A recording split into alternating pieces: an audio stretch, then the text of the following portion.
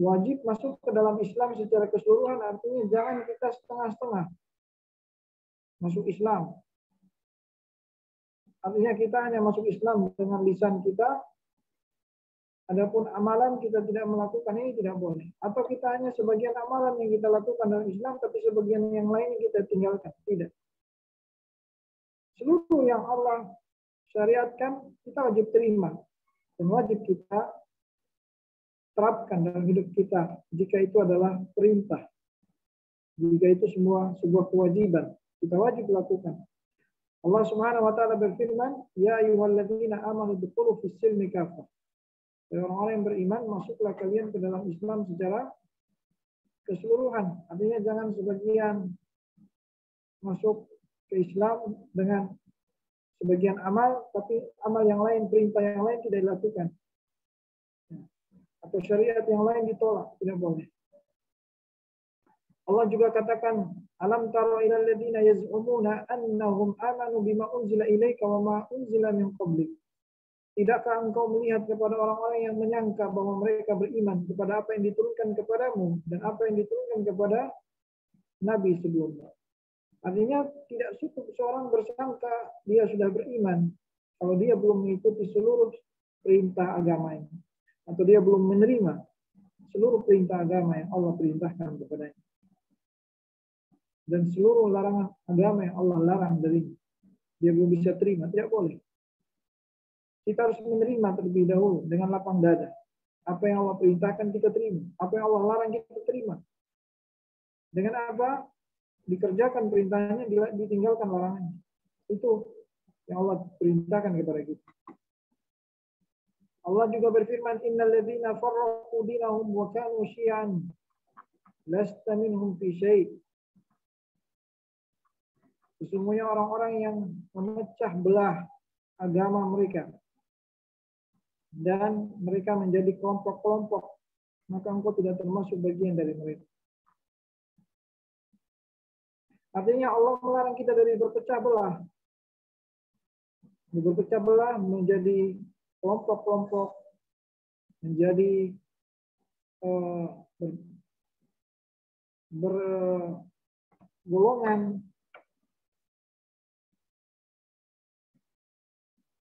menjadi golongan tertentu, menjadi kelompok tertentu, sehingga dia membuat sebuah istilah baru dalam kelompoknya, dalam hizb itu golongannya, dengan tujuan untuk mementingkan kepentingannya pribadi atau kepentingan golongan. Ini dilarang dari Islam. Dan ini bagian dari perkara jahiliyah. Karena solusinya jika kita berselisih, jika kita berbeda, bukan jalan keluarnya dengan membuat kelompok, tapi dengan jalan keluarnya untuk kembali kepada apa? Kepada Al-Quran dan Sunnah, kepada kitab Allah dan Sunnah Rasul SAW, dan kepada jamaah kaum muslimin.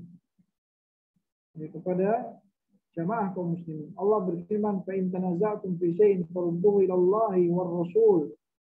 Jika kalian berselisih dengan sesuatu, maka kembalikanlah kepada Allah dan Rasul-Nya. In kuntum tu'minuna billahi wal yawmil akhir. Jika kalian beriman kepada Allah dan hari akhir. Dalil yang berikutnya, perintah agar kita mengikuti Islam secara keseluruhan. Artinya mengikuti akidah salafus saleh. Akidah Islam yang dipikul oleh Rasulullah dan para sahabatnya. Para salaf. Allah Ta'ala berfirman, berkata Abdullah bin Abbas seorang sahabat radhiyallahu anhu, berkata, "Yauma tabyaddu wujuhun wa taswaddu wujuh." Yauma tabyaddu wujuhun wa taswaddu wujuh. Ketika wajah-wajah putih berseri dan ketika wajah-wajah hitam pekat atau hitam memucat, memudar, muram. Ini Allah berfirman tentang keadaan orang-orang yang dibangkitkan di hari kiamat nanti terbagi menjadi dua golongan. Yang pertama orang yang wajahnya cerah, putih bersih, bercahaya. Dan ada golongan kedua, orang-orang yang berwajah hitam dan muram. Siapa mereka dari dua golongan ini? Abdullah bin Abbas menafsirkan mereka adalah adapun orang-orang yang putih bersih, yang berseri wajahnya, mereka adalah ahlu sunnah wal iktilaf. Ahlu sunnah wal iktilaf artinya mereka orang-orang yang bersatu di atas Al-Quran dan Sunnah, bersatu di atas akidah salafus soleh, ya para salafus soleh yang menjadikan Al-Quran dan Sunnah sebagai dalil sesuai dengan pemahaman salafus soleh. Adapun muka-muka yang hitam dan muram, kata Abdullah bin Abbas radhiyallahu anhu, mereka adalah ahlul bid'ah wal ikhtilaf. Ahlul bid'ah wal ikhtilaf. Mereka adalah orang-orang yang ahli bid'ah, yaitu ahli bid'ah adalah orang-orang yang melakukan hal-hal yang baru dalam agama yang tidak pernah dicontohkan oleh Rasulullah SAW atau yang tidak pernah diperintahkan oleh beliau. Wal ikhtilaf yaitu orang-orang yang bercerai-berai, yang berpecah belah menjadi beberapa golongan. Ya, berpecah belah menjadi golongan-golongan.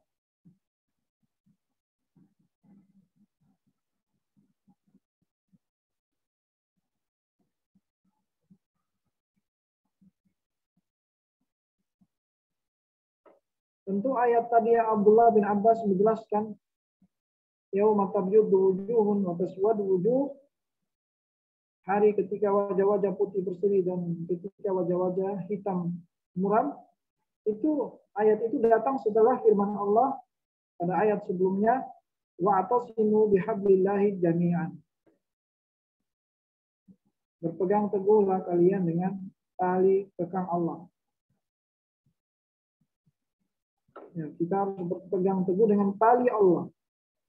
Wala tafarraqu, janganlah kalian berpecah belah. Apa yang dimaksudkan tali Allah? Tali Allah di sini adalah Al-Quran dan Sunnah. Al-Quran dan Sunnah. Itu tali Allah Subhanahu wa ta'ala. Berpegang dengan dalil dari Al-Quran dan Sunnah. Wala tafarraqu, dan Allah melarang janganlah berpecah belah. Maksudnya jangan berpecah belah kepada kelompok-kelompok, golongan-golongan tertentu.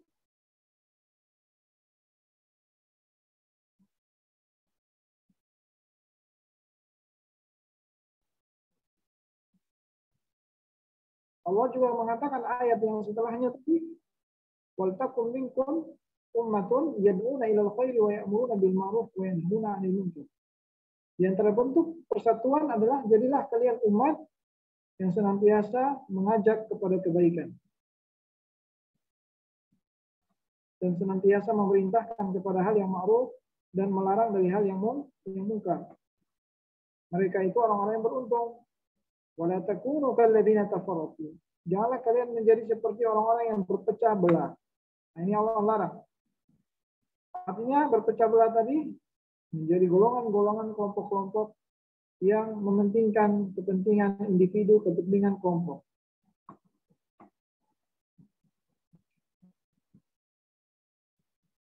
Dan di sini ayat tadi Allah melarang dari tasyabbuh, dari menyerupai umat-umat yang lain dari selain agama Islam. Karena itu sebab perselisihan, sebab perpecahan karena kita ingin menyerupai adat dan kebiasaan umat-umat lainnya yang tidak sesuai dengan Islam, yang bertentangan dengan ajaran Islam. Makanya Allah katakan wala takunu kalladzina tafarraqu wakhtalafu min ba'di ma ja'ahumul bayyinat.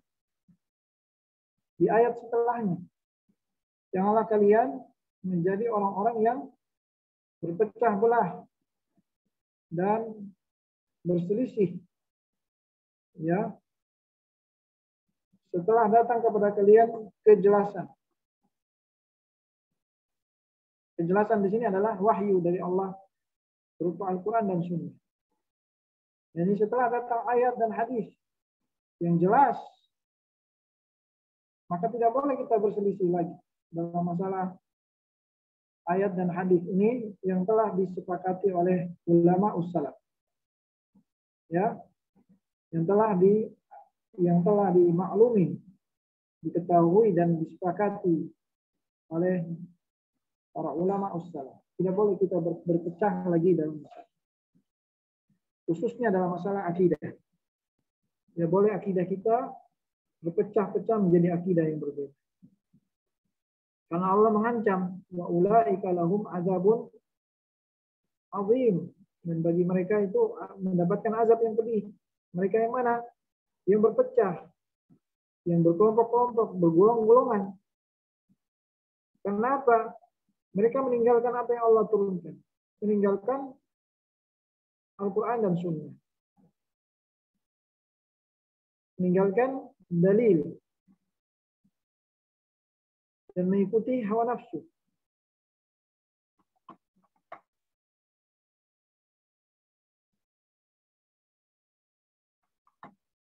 Artinya dia tidak mau kembali kepada Al-Quran dan Sunnah setelah jelas baginya kejelasan yang telah dijelaskan oleh para ulama ahlu sunnah, bahwa ayat ini menjelaskan tentang sepakat kewajiban ini dan itu. Para ulama sepakat atas wajibnya ini, tapi dia tidak mau kembali kepada Al-Quran dan Sunnah. Tapi dia tetap di atas pendapatnya. Maka ini mendapatkan azab yang pedih. Ya. Wa ulaika lahum azabun azim, bagi mereka azab yang besar. Maka setelah itu baru Allah jelaskan tentang keadaan mereka di hari kiamat. Yauma tabyaddu wujuh wa taswaddu wujuh. Ketika hari wajah-wajah putih bersih dan wajah-wajah hitam pekat. Tabyaddu wujuh di sini kata Abdullah bin Abbas tadi, orang yang putih bersih yaitu wajahnya Ahlussunnah wal Jamaah. Sedangkan wajah-wajah yang hitam pekat di hari kiamat nanti, yang pucat, yang gelap, yaitu orang-orang yang ahlul firqah, ahlul bid'ah, yang berkelompok-kelompok dan berpecah belah. Na'udzubillah, ini tempat kembali mereka nanti dari kiamat. Mereka mendapatkan azab, juga diberikan wajah yang hitam pekat, yang gelap. Karena apa? Mereka fanatik dengan pendapat mereka, yang tidak mau kembali kepada Al-Quran dan Sunnah. Mereka senantiasa ingin menyelisih Al-Quran dan Sunnah dengan alasan ini masih perkara yang diperselisihkan, padahal sudah disepakati oleh ulama Islam, ulama ahli sunnah wal jamaah, dan menurut dia pula dalilnya sudah jelas baginya dalil. Kemudian dia menyelisihi dalil, maka orang ini mendapatkan azab yang pedih. Kemudian ikhwani fiddin azakumullah, kita masuk kepada hadis berikutnya.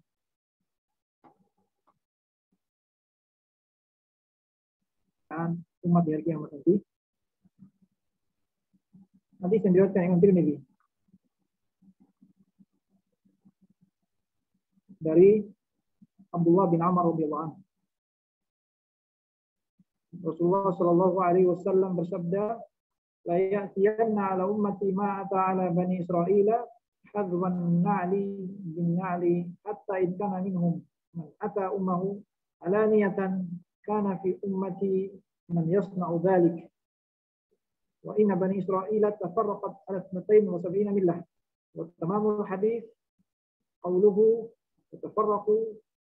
تتفرق هذه الأمة على 73 ملة كلهم في النار إلا ملة واحدة. قال ومن هي يا رسول الله؟ قال ما أنا عليه وأصحابي اليوم وما أنا عليه وأصحابي. رواه الترمذي.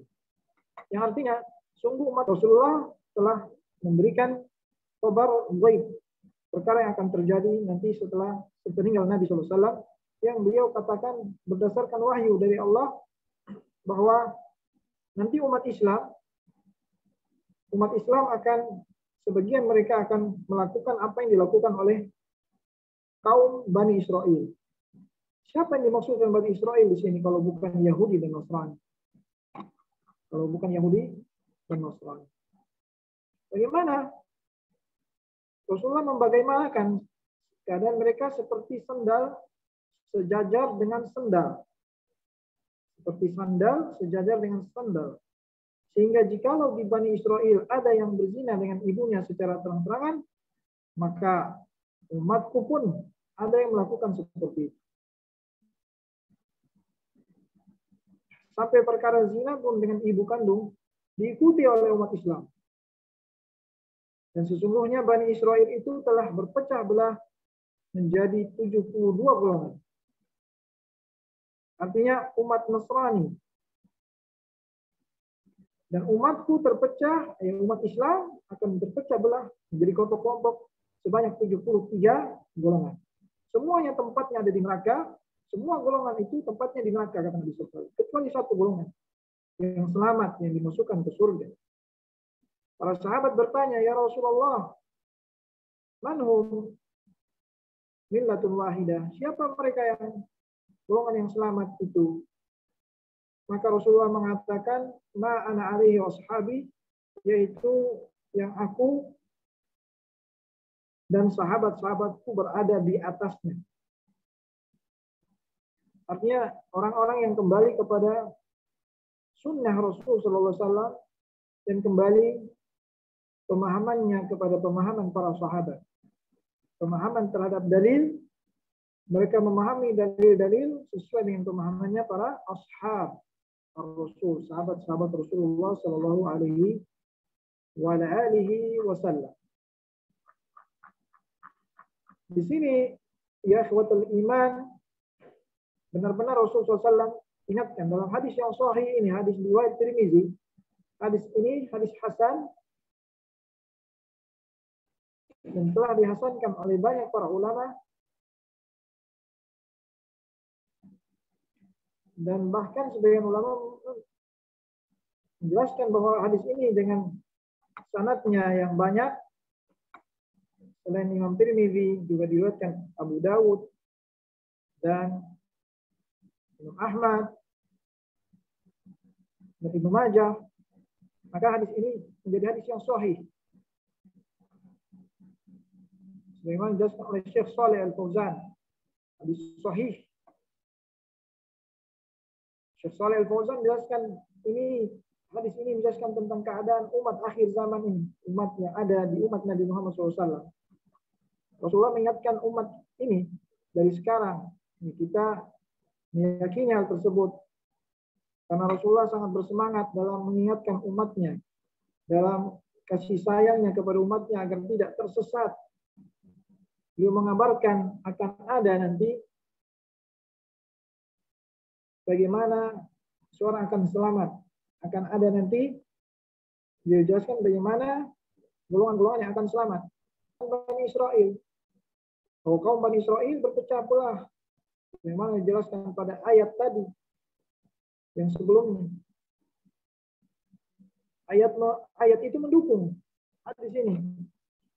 Ayat yang Allah jelaskan, wala takunu kalladzina tafarraqu, janganlah kalian menjadi seperti mereka yang berpecah belah, yaitu kalangan Bani Israel. Datang lagi pada hadis tadi tentang keadaan Bani Israel yang berpecah belah. Maka beliau menjelaskan umat ini juga akan berpecah, akan mengikuti keadaan Bani Israel, orang-orang Nasrani. Jadi ini terjadi. Bagaimana Muslim dia mengikuti jejak-jejak umat Bani Israel, umat Nasrani. Maka ketika terjadi perpecahan ini, maka seorang Muslim ya yang memahami hadis ini, janganlah dia bertaassub, jangan dia fanatik terhadap golongan, terhadap apa yang dibawa oleh leluhur yang menyelisihi perintah Allah dan Rasul. Tetapi hendaknya dia bersemangat untuk mengikuti dalil. Ini nasihat ulama. Syekh Saleh menjelaskan, bersemangat untuk mengikuti dalil dengan lapang dada. Mengikuti Al-Quran dan Sunnah. Dan ini sebab dia selamat. Selamat dari fitnah. Selamat dari keburukan. Selamat dari perpecahan. Ini khabar dari Nabi SAW yang beliau ingatkan dari jauh hari. Dan ini merupakan mukjizat. Mukjizat yang Allah berikan kepada Nabi, yaitu memberikan kabar-kabar gaib yang terjadi di akhir zaman nanti. Jadi maksudnya di hari ini. Rasulullah mengabarkan akan ada orang-orang yang mengikuti Yahudi dan Nasrani dari umat ini. Di banyak hal, di berbagai macam hal. Hatta dalam ibadah. Sampai Rasulullah menjelaskan kalau seandainya orang Yahudi dan Nasrani melakukan zina dengan ibunya, umat Islam ini sebagian mereka akan melakukan hal itu. Dan itu terbukti saat ini kita lihat. Kita saksikan sendiri berita-berita ada seorang anak melakukan zina dengan ibunya. Dari berita-berita tersebut. Ini terbukti bahwa umat ini mengikuti jejak orang Yahudi dan Nasrani. Walaupun dalam urusan fahisha, urusan yang keji diikuti. Ya. Padahal berzina dengan orang tua kandung ini merupakan seburuk-buruknya zina. Sampai orang-orang kafir pun menganggap baik. Menganggap hubungan dengan orang tua ini sudah sesuatu yang baik menurut mereka.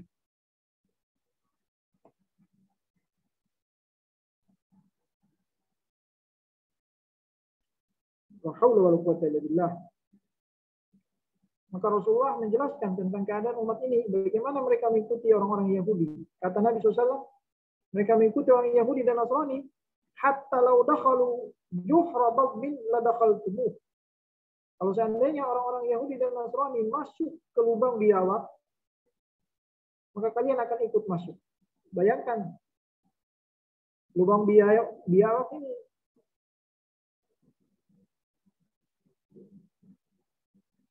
yang merupakan bisa memberikan mudarat diikuti. Ini tasyabbuh yang dilarang oleh Islam, menyerupai orang Yahudi dan Nasrani. Ini bahaya yang besar.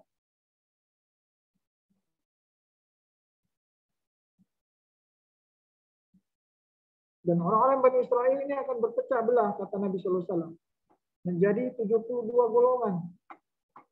Sedangkan umat Islam, umat Nabi Muhammad SAW, maksudnya umat Islam, akan berpecah menjadi 73 golongan, kelompok-kelompok. Walaupun kita lihat mungkin lebih dari itu, lebih dari 73 golongan, sebenarnya itu hanyalah bagian cabang dari 73 itu tersendiri. Rasul menjelaskan semua golongan itu finnar, di neraka. Illa wahidah, kecuali satu golongan saja. Yaitu siapa? Yang selamat, kata Nabi SAW, ma'ana alaihi wa ashabi. Mereka yang ada di atas petunjukku dan sahabatku, yaitu para sahabat Nabi.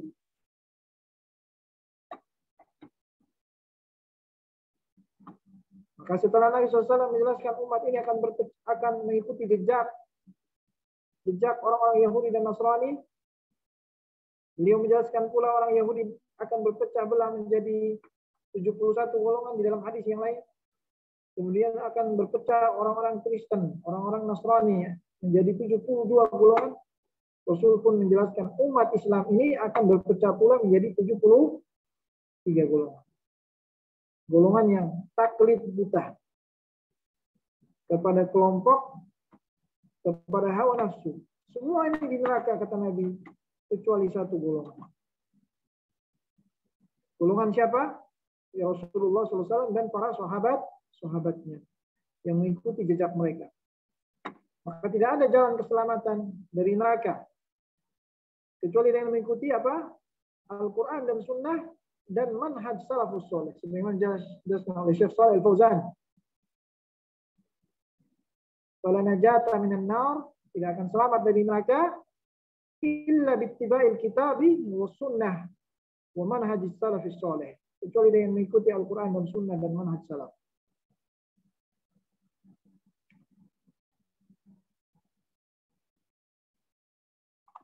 Adapun yang menyelisih Al-Quran dan Sunnah, maka keadaannya bisa dia menjadi kafir. Kalau perselisihannya itu sampai mengeluarkan dia dari Islam, dan bisa dia menjadi sesat, tetapi dia tidak kafir. Ya. Maka tidak setiap kelompok itu dan golongan itu golongan yang kafir. Tapi ada sebagian kelompok yang tidak kafir, tapi kenapa? Kesesatannya dan manhaj salafus saleh. Hendaknya kita menerima nasihat ini, nasihat yang sangat berharga sekali. Nasihat dari Rasulullah SAW, as-sadiqul masduq. Kemudian hadis berikutnya atau perkataan Al-Imam Muhammad bin Abdul Wahhab rahimahullah masih di atas, dia mengatakan, dia ta'ammal muslimin nas li nafsihi kalama as-sadiqul masduq. Maka setiap muslim yang bersungguh-sungguh ingin mencari kebenaran, mengikuti kebenaran, hendaknya dia berusaha menghayati, benar-benar mempelajari ucapan Rasul yang as-sadiqul masduq.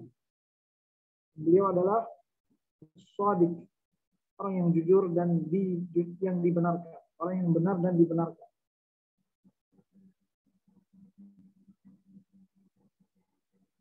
Ya, khususnya dalam masalah ketika beliau ingatkan dari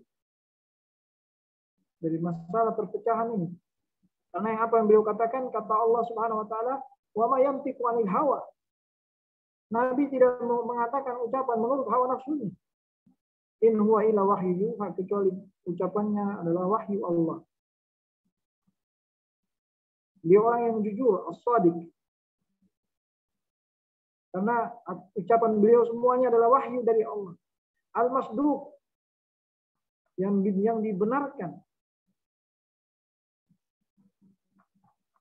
Ucapan beliau.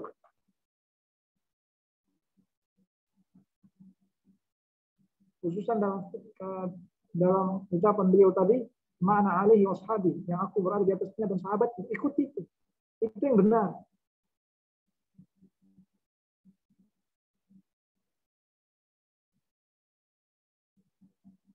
Yang dibenarkan kenapa? Karena yang beliau kabarkan sebenarnya adalah yang Allah kabarkan kepada beliau. Maka beliau shadiq, jujur, masduq, dibenarkan. Jujur terhadap apa yang beliau kabarkan dan dibenarkan karena kabar itu datang dari Allah Subhanahu wa taala kepada Rasulullah SAW. Maka orang yang berakal, muslim yang berakal, hendaknya dia harus berusaha menerima ini. Karena tidak ada jalan keselamatan kecuali dengan apa yang ada di bawah jalur Rasulullah SAW dan jalur para sahabatnya. Tidak boleh kita keluar dari kedua jalur ini. Maka ini mendorong kita untuk belajar terus. Kita harus belajar. Ini mendorong kita, memotivasi kita untuk terus belajar apa yang datang dari Rasulullah dan sahabat-sahabatnya. Belajar manhaj yang benar. Karena banyak orang yang mengaku berada di atas manhajnya Rasulullah SAW dan sahabatnya, tetapi dia jahil. Tidak tahu tentang apa itu jalannya Rasulullah dan sahabatnya.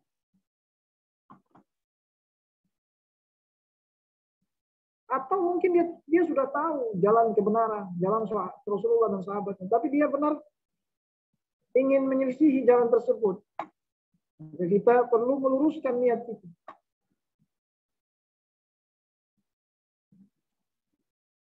Maka butuh kita untuk belajar. Apa yang dimaksudkan, apa itu jalannya Rasulullah SAW dan sahabat-sahabatnya. Dengan belajar manhaj yang benar.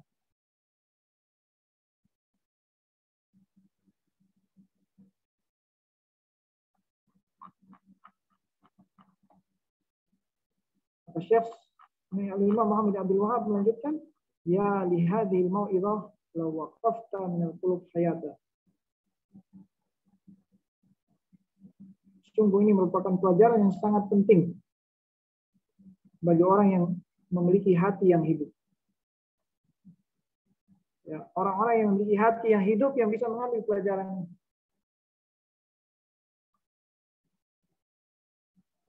Peringatan Rasul, pelajaran dari Rasulullah SAW.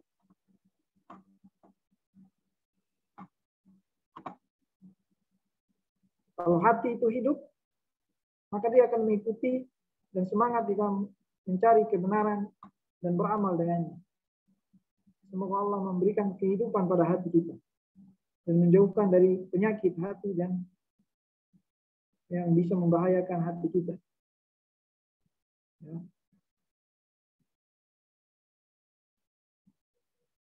Orang yang hati yang hidup itu, dia selalu mengikuti kebenaran.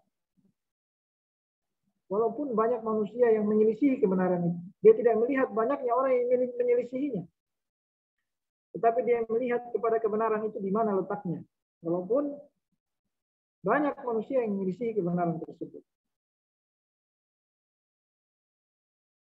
Dan dia tidak taklid buta. Tetapi dia taklid kepada kebenaran. Kepada Al-Quran dan Sunnah sesuai dengan pemahaman para salafus saleh. Kemudian dia beramal. Kemudian dia berdakwah. Mengajak orang lain kepada jalan tersebut. Ini wajib setiap muslim.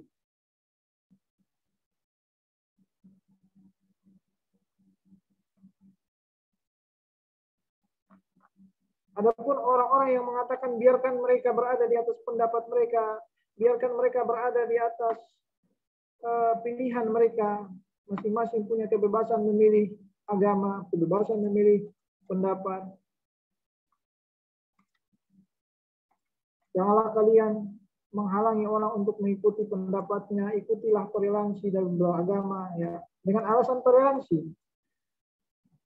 Dia alasan toleransi. Maka pendapat ini, ucapan seperti ini adalah ucapan yang batil. Kalau hanya ingin membiarkan manusia untuk mengikuti kebatilan. Maka jangan kita dengar ucapan-ucapan yang diperindah oleh mereka yang bilang ini kan toleransi beragama. Kita ikuti saja, ya. Apa yang orang lain ingin mengikuti pendapatnya. Maka ini menyelisih ucapan Rasulullah SAW yang tadi. Ma'ana alaihi washabi. Ikutilah aku dan sahabatku. Itu yang benar, itu yang selamat. Kalau kita ikuti mereka, maka itu yang keliru, itu yang sesat. Mengikuti siapa? Orang-orang yang menyelisih Al-Quran dan Sunnah.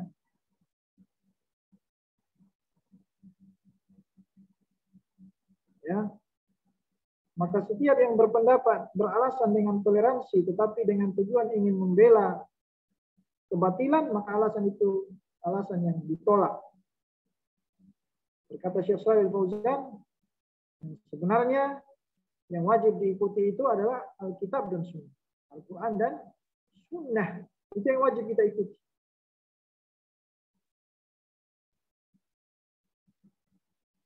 Maka ditolak setiap orang-orang yang mengatakan ada kebebasan berpikir, hurriyatul tasarruf, hurriyatul ra'yin.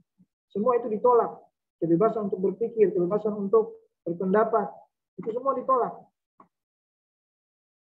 Kalau seandainya kita mengikuti kebebasan untuk memilih atau berpikir, atau kebebasan untuk berpendapat, maka semua golongan, semua manusia memiliki pemikiran tersendiri dan memiliki akal tersendiri. Maka akan lebih banyak lagi kelompok. Maka kalau pendapat sudah menyelisih wahyu, maka wajib kita meninggalkan pendapat tersebut dan hanya mengikuti wahyu. Karena wahyu dan yang datang dari Allah, kalau menyelisih sebagian akal manusia, tetap kita wajib mengikuti wahyu. Karena tidak bisa kita berpatokan hanya dengan akal semata tanpa melihat kepada wahyu, kepada dalil. Namun akal wajib tunduk kepada wahyu.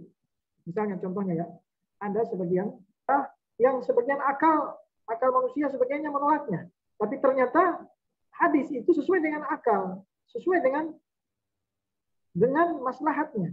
Walaupun sebagian akal menolaknya. Contohnya, hadis dari Ali bin Abi Thalib.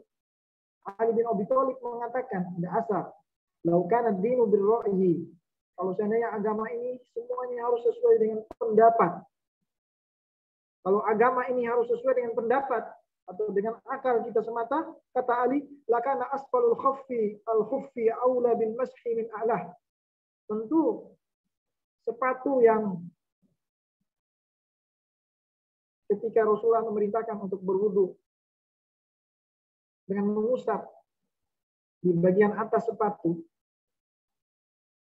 Kenapa Rasulullah memerintahkan untuk mengusap di bagian atas sepatu, bukan di bagian bawah sepatu? Karena apa? Karena itu perintah Allah, perintah Rasulullah yang kita ikuti. Kata Ali, kalau seandainya agama dengan pendapat, tentu yang diusap bagian bawah itu lebih utama daripada yang diusap bagian atas sepatu. Tetapi aku melihat Rasulullah SAW mengusap sepatunya bagian atas, bukan bagian bawah. Maka agama ini tidak bisa kita harus mengikuti agama, mengikuti dalil. Yang wajib mengikuti wahyu. Karena Allah yang lebih tahu maslahatnya. Kenapa maslahatnya? Kenapa diusap sepatu bagian atas, bukan bagian bawah? Allah lebih tahu maslahatnya.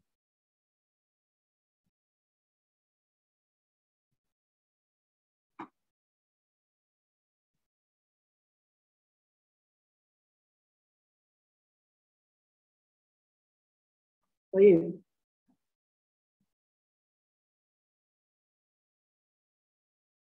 Kita cukupkan pembahasan sampai di sini. Insya Allah pada pertemuan yang akan datang kita lanjutkan pada hadis-hadis berikutnya mengenai bab ini, kewajiban mengikuti agama Islam secara keseluruhan. Secara keseluruhan kembali kepada Al-Quran dan Sunnah dan manhaj salafus saleh, dan meninggalkan setiap agama dan pendapat-pendapat yang menyelisihi Islam, Wallahu a'lam, kita cukupkan sampai di sini. Wassallallahu wasallam ala nabiyyina Muhammad wa ala alihi washabihi ajma'in.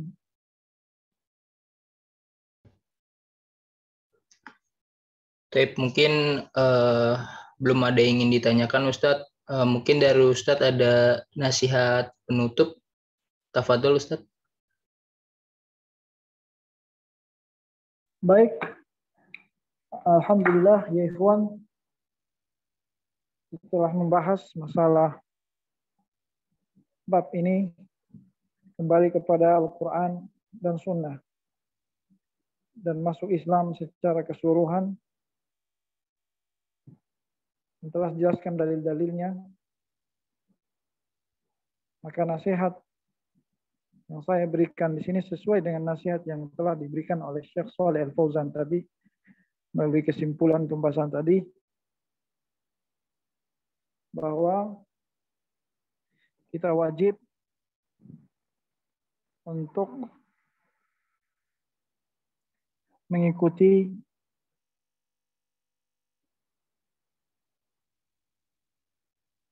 apa yang telah jelas datang dari wahyu Allah berupa kabar ghaib bahwa akan terjadi di hari ini atau di umat Nabi Muhammad SAW apa yang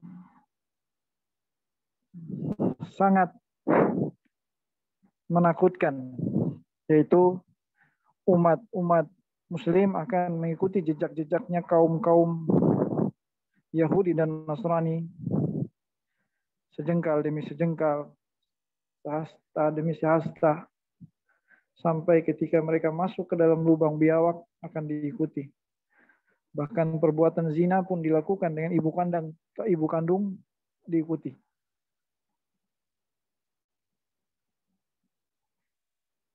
Dan beliau SAW mengingatkan kita untuk kembali kepada,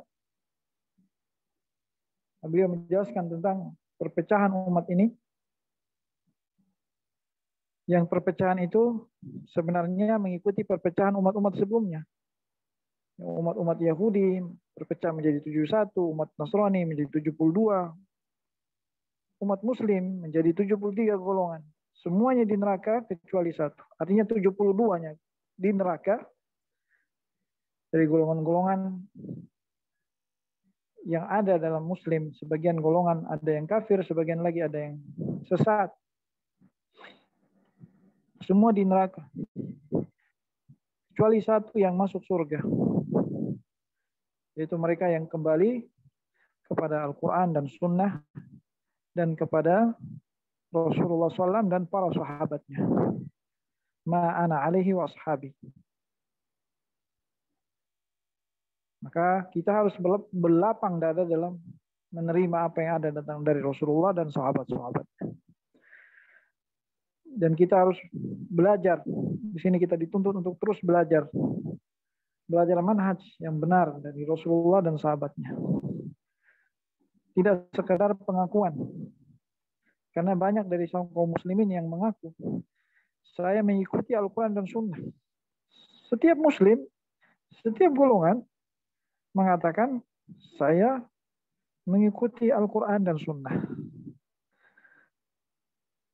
Sampai Khawarij yang memerangi Ali bin Abi Thalib dan membunuh sahabat Ali bin Abi Thalib, membunuh khalifah, mengaku mengikuti Al-Quran dan Sunnah.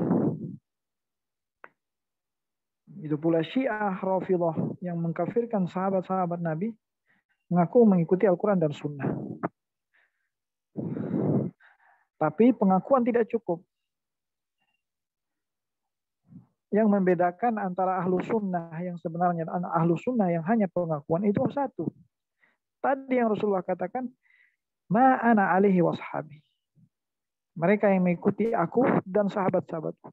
Yakni yang kembali pemahaman Al-Quran dan pemahaman hadis kepada pemahamannya Rasulullah dan sahabatnya. Pemahaman inilah yang membedakan.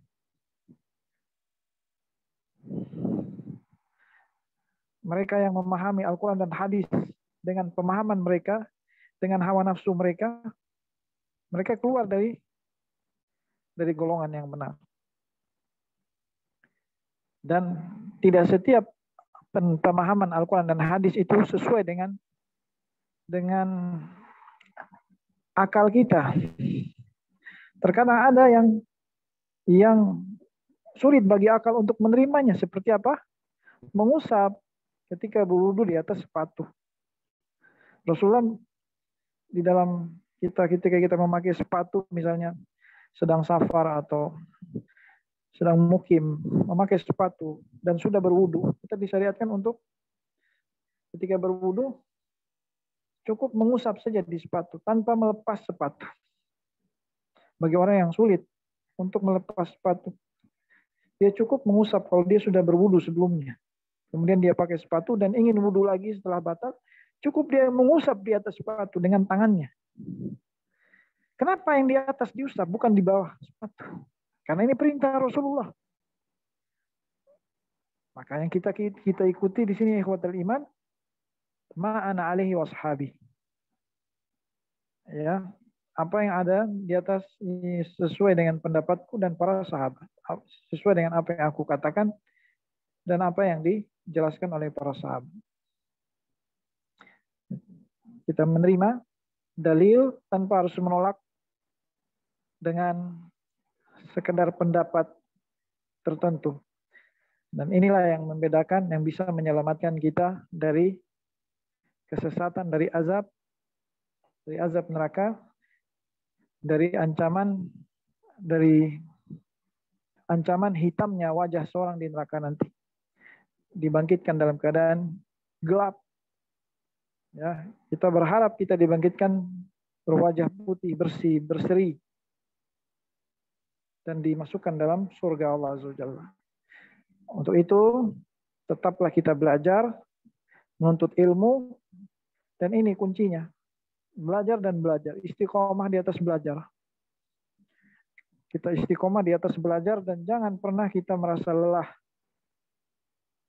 untuk belajar. Jangan pernah kita maksudnya lelah, tapi jangan pernah bosan untuk terus belajar. Karena kelelahan itu yang dari kita mendengar kajian, belajar, akan terbayar dengan petunjuk Allah, petunjuk Rasulullah SAW. Dari kelelahan itu kita akan mendapatkan petunjuk. Daripada kita tidak mau tahu, malas-malasan untuk belajar, akhirnya kita tidak memahami hal ini dan bisa tersesat. Bagaimana mereka yang mengaku di atas Al-Quran dan Sunnah tersesat. Karena tidak apa? Tidak belajar. Maka semoga Allah memberikan kita istiqomah untuk belajar, menuntut ilmu, sampai meninggal dunia dalam keadaan berada di atas jalan yang benar, Shiratul Mustaqim, yaitu jalan yang Rasul SAW berada di atasnya dan para sahabatnya. Baik, ya ikhwatul iman, kita cukupkan, kurang lebihnya saya mohon maaf. Semua kebenarannya jika benar datangnya dari Allah dan Rasulnya. Dan jika ada salah, maka datangnya dari syaitan dan dari diri kita sendiri. Wassallallahu wasallam ala nabiyyina Muhammad, subhanakallah wa bihamdik, asyhadu an la ilaha illa anta, astaghfiruka wa atubu ilaik. Assalamualaikum warahmatullahi wabarakatuh.